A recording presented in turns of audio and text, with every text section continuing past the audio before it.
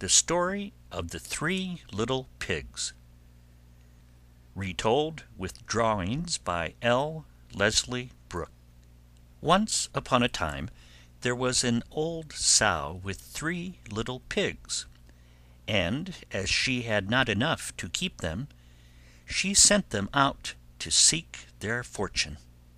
The first that went off met a man with a bundle of straw, and said to him, "Please, man, give me that straw to build me a house," which the man did, and the little pig built a house with it. Presently came along a wolf, and knocked at the door and said, "Little pig, let me come in." To which the pig answered, "No, no, by the hair of my chinny chin chin." "Then I'll huff, and I'll puff, and I'll blow your house in," said the wolf. So he huffed, and he puffed, and he blew his house in, and ate up the little pig. The second pig met a man with a bundle of furs, and said, "Please, man, give me that furs to build a house," which the man did, and the pig built his house. Then along came the wolf, and said, little pig, let me come in." "No, no, by the hair of my chinny chin chin." "Then I'll puff, and I'll huff, and I'll blow your house in." So he huffed, and he puffed, and he puffed, and huffed, and at last he blew the house down, and ate up the second little pig.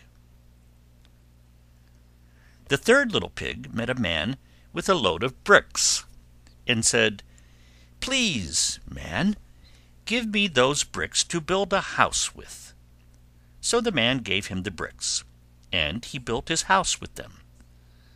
So the wolf came, as he did to the other little pigs, and said, little pig, let me come in." "No, no, by the hair of my chinny chin chin." "Then I'll huff, and I'll puff, and I'll blow your house in." Well, he huffed, and he puffed, and he huffed, and he puffed, and he puffed, and he huffed, but he could not get the house down.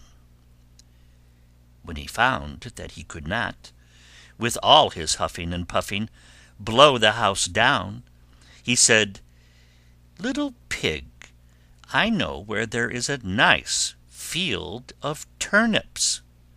"Where?" said the little pig.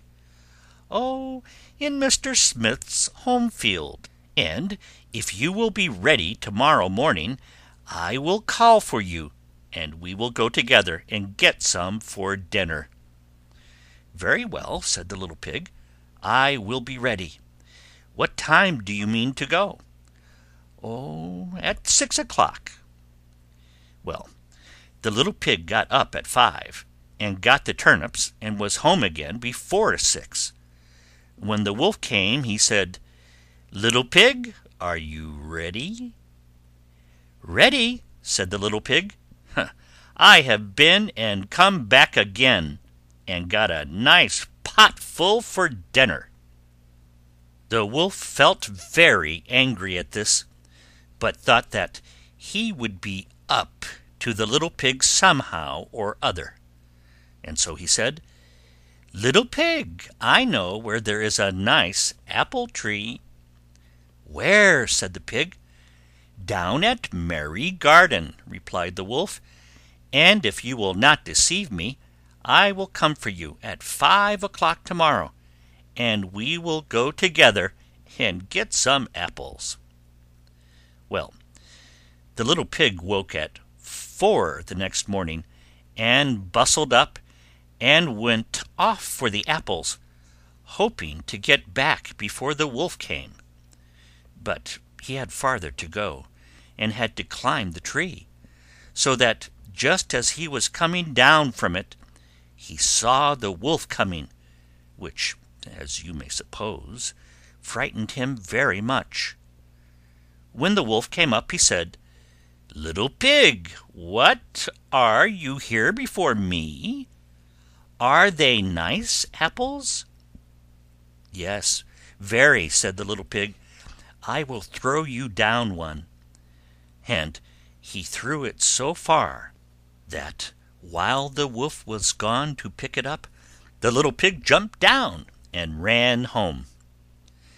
The next day the wolf came again, and said to the little pig, "Little pig, there is a fair in the town this afternoon. Will you go?" "Oh, yes," said the pig, "I will go. What time shall you be ready?" "At 3," said the wolf.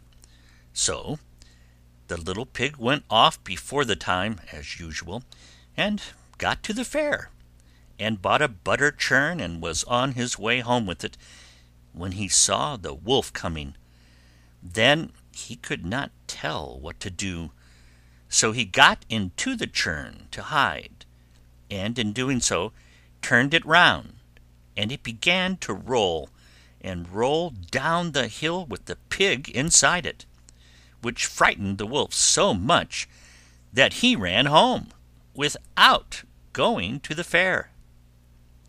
He went to the little pig's house, and told him how frightened he had been by a great round thing which came down the hill past him.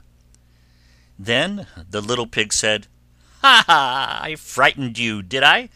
I had been to the fair and bought a butter churn, and when I saw you I got into it, and rolled down the hill."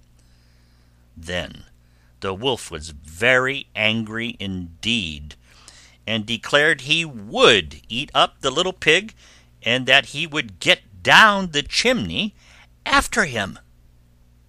When the little pig saw what he was about, he hung on the pot full of water, and made up a blazing fire, and just as the wolf was coming down, took off the cover of the pot, and in fell the wolf, and the little pig put on the cover again in an instant, boiled him up, and ate him for supper, and lived happily ever after. End of the story of the 3 little pigs.